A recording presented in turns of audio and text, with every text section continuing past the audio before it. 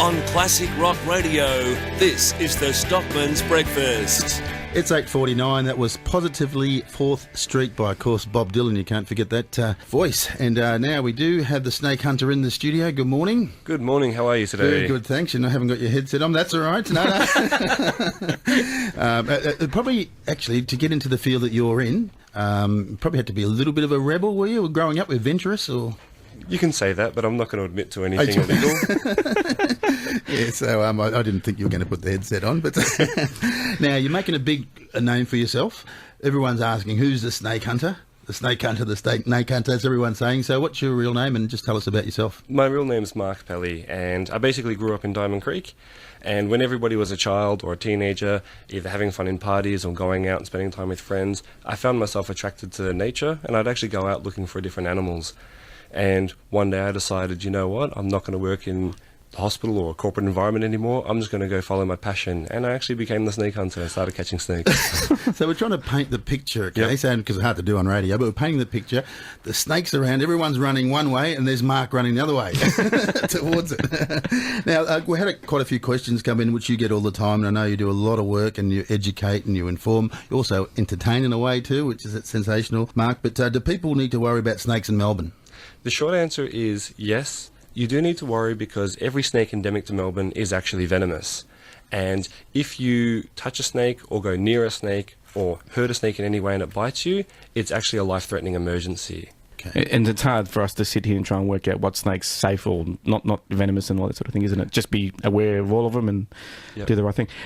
I've got a couple of little dogs, and many people in Australia have got pets. What should we do? What sort of things should we be doing to protect the pets from them? Because they can be a little bit intuitive with wanting to go and have a look at what that sneaky thing is through the grass.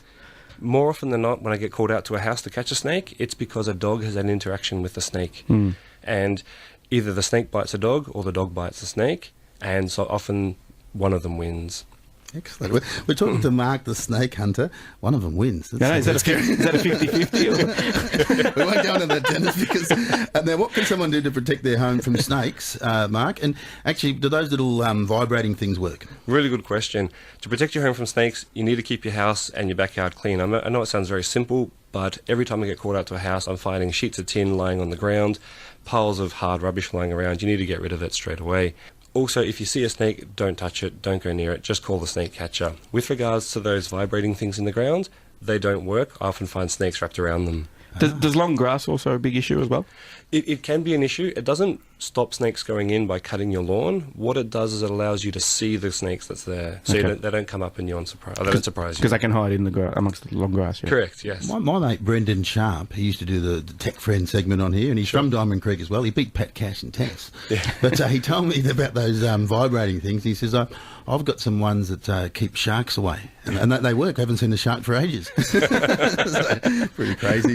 I should buy one. Now, you come out to fairs and functions and do all sorts. Can you give us some of your details? Sure. So if you go to snakehunter.com.au or you just look up The Snake Hunter on Facebook or any social media, you can find me and you can see some of the gigs that I do where I teach people about snakes, or I get people to hold the reptiles as well. Dennis and I have got a really big one, and that's what should you do if you see a snake. We've been talking about that all morning. If you see a snake, back away from the situation and don't put yourself at risk. This is not a time to be a hero. This is a time to be safe. Keep an eye on it from a safe distance away if you're able to do so, but if not, that's okay. Just call the closest snake catcher to you, or if you're near Diamond Creek, call the Snake Hunter, and I can come out and actually catch I was just going to touch on that. So is it just Diamond Creek area you're looking after? Because you'd be pretty busy, I would have thought, out that way. All over Melbourne. Yeah, it comes to Mill Park. Does it? Yeah. All over Melbourne. Oh, you do? Okay. So can I just mention your number?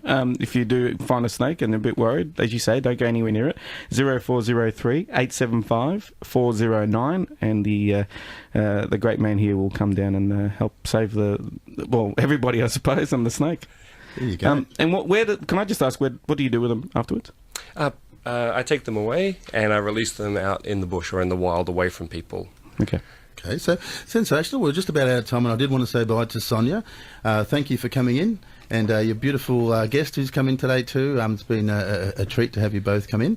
Thank you for coming in too, Mark. It's been great, and now's probably the season when you start to see some more snakes, is that right? Absolutely. They're going to start to emerge now. We have got some of the most dangerous ones in the world too, is that right? Correct. Eastern tiger snake's the 5th most venomous snake in the world. Eastern brown snake's the 2nd most venomous snake in the world. And they're right here in Melbourne. Melbourne, jeez.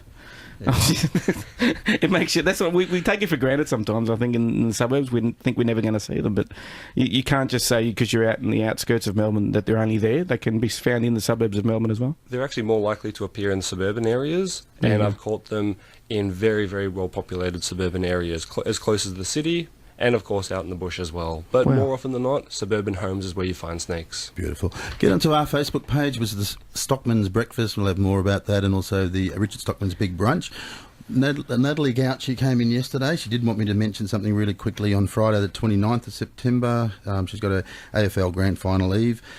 Please drop me a line, Richard at thestockmansbreakfast.com. It's for good stuff, which she's a lovely lady. Thanks, guys, for joining us. We'll do it all again next Saturday. Saturday morning. See you then. This is the Stockman's Breakfast with Richard Stockman on Classic Rock Radio.